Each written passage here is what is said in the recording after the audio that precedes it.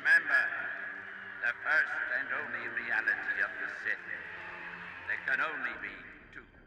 Hello there. Over the course of thousands upon thousands of years, leading all the way back to the time of the first Jedi-Sith War and leading all the way back to the time of the Old Republic with Knights of the Old Republic, the Sith have been personally responsible for the destruction and the eternal damnation of the entirety of the galaxy. So today I want to talk about the Sith Order, and I want to talk about the Rule of Two, which would eventually transform the entirety of the Sith into a new order that would sneakily move their way throughout the entirety of the Republic and eventually take it over thousands upon thousands of years later. So without further ado, here we go. But first, as always, a bit of a breakdown. Thousands upon thousands of years before the Battle of Yavin and before the creation of the Galactic Empire, the Sith Order was created from a subgroup of Jedi who wanted to focus mainly on the dark side of the Force, and strictly adhered to the Sith Code, reading, "Peace is a lie, there is only passion. Through passion I gain strength. Through strength I gain power. Through power I gain victory. Through victory my chains are broken. The Force shall free me." And throughout the thousands upon thousands of years that the Sith Order has existed, they always relied on power and ensuring that they keep that power. They would kill their own masters, team up and make alliances with several other individual Sith to gang up on their masters, to defeat them, to take over, and then eventually be overturned and taken over by the very people that they betrayed their masters alongside, creating a never-ending loop that would cause Sith Lords to kill other Sith Lords, Sith apprentices, acolytes, masters, to all kill each other, to gain power, and to gain notoriety as the most powerful Sith Lords imaginable, up until the point of Darth Bane. Thousands of years before the rise of the Empire, Darth Bane was hailed from the planet of Moraband, the ancient Sith homeworld, and he was a legendary Sith Lord during his time. But before he became a Sith Lord, he served in the Sith Empire, known as the Brotherhood of Darkness, and he realized that the infighting and greed from the dark side warriors created a weakness. The infighting eventually led to the defeat of their order at the mid-rim planet of Ruusan, causing the Ruusan Reformation 1,000 years before the Clone Wars, which ultimately led to the demilitarization of the entirety of the Republic, leaving the Republic without a standing army. But during the time of which Darth Bane was a Sith Lord working alongside the Brotherhood of Darkness, he realized that the weakness that was causing the entirety of the Empire to effectively be destroyed was infighting and their lust for power and greed. See, the entire point of the Empire was effectively kill your master, take their position as the Sith Lord, become the Sith Lord yourself, kill everybody that stands in your way, and they took that really very seriously.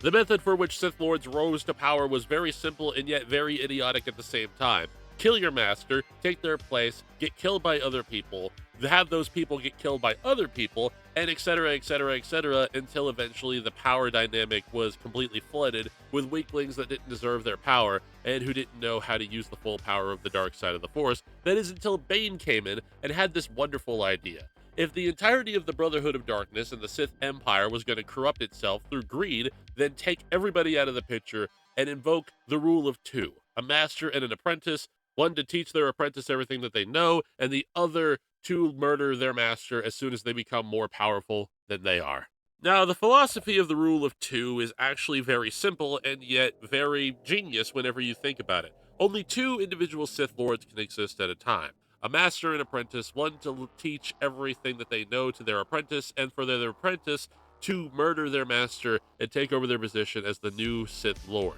The idea was so simple that the entirety of the Jedi Order thought the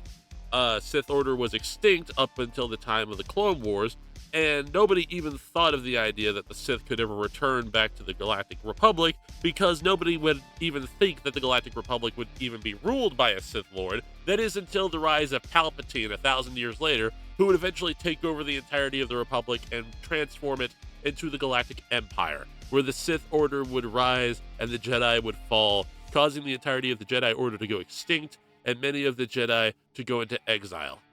Now, if we want to talk about the Rule of Two, we gotta, honest to God, talk about one of the worst practitioners of the Rule of Two, and also, ironically, one of the greatest practitioners of the Rule of Two, considering the fact that he completed the lifelong mission, or the centuries-long mission, to destroy the entirety of the Jedi Order and take control of the Republic, and that is Emperor Palpatine himself, who did not really care for the rule of two, considering the fact that he had multiple apprentices over the course of multiple years, with his apprentices being so powerful that they could take on literally any Jedi that they please. The very first individuals that Sidious obviously took under his wing to teach him the ways of the dark side of the Force is obviously Darth Maul. Maul was taught how to be a Sith assassin, was taught the ways of the dark side of the Force, was taught how to use his anger to fight against his opponents, and was so capable by the end of his time as a Sith that he took on Qui-Gon Jinn and Obi-Wan Kenobi at the same time on Naboo and managed to kill Qui-Gon Jinn, but unfortunately was defeated by Obi-Wan Kenobi.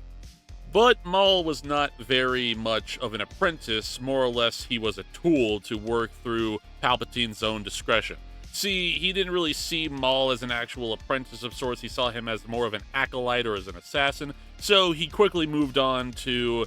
Count Dooku, who already disapproved of the methods of the Jedi Order, and who was already on the path to the dark side of the Force by the end of the Naboo crisis, because he was already working alongside Palpatine/Sidious to eliminate the Camino world off the charts of the Jedi Order.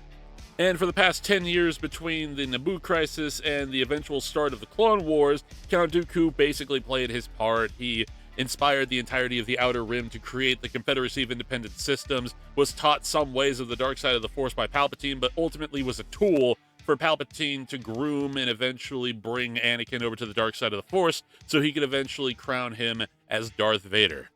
However, later on down the line, as he was defeated by Obi-Wan Kenobi on Mustafar, trapped in the Onyx suit, was severely weakened compared to the Anakin Skywalker that managed to destroy the entirety of the Jedi Temple, kill the leaders of the Confederacy of Independent Systems, trudge his way throughout the entirety of the galaxy, destroying anybody in his path, was unfortunately also a tool.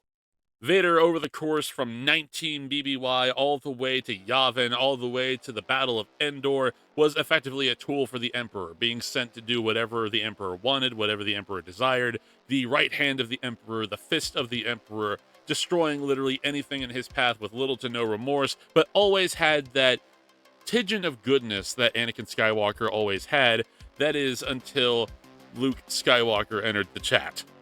Brief, bright light that was Anakin Skywalker hidden deep inside of Lord Vader, and all of that came to pass whenever Luke Skywalker entered the chat, fought Vader 1v1 on the Death Star, and then, unfortunately, Emperor Palpatine kind of didn't think all that through. He tried to kill Luke in front of Vader, and Vader kind of threw him down a big hole. And then Vader immediately died, so the entirety of the Rule of Two basically went flatline, and now the Rule of Two is nothing but a memory from a distant legend. So yeah, the Rule of Two was not as effective as everybody thought. Palpatine was just waiting for the eventual, new apprentice like Luke Skywalker, but Luke defied him, so he had to teach him a lesson, and that was unfortunately his downfall, because Anakin was still there wanting to protect his kid, and he did by killing the Emperor. So yeah, sucks to suck.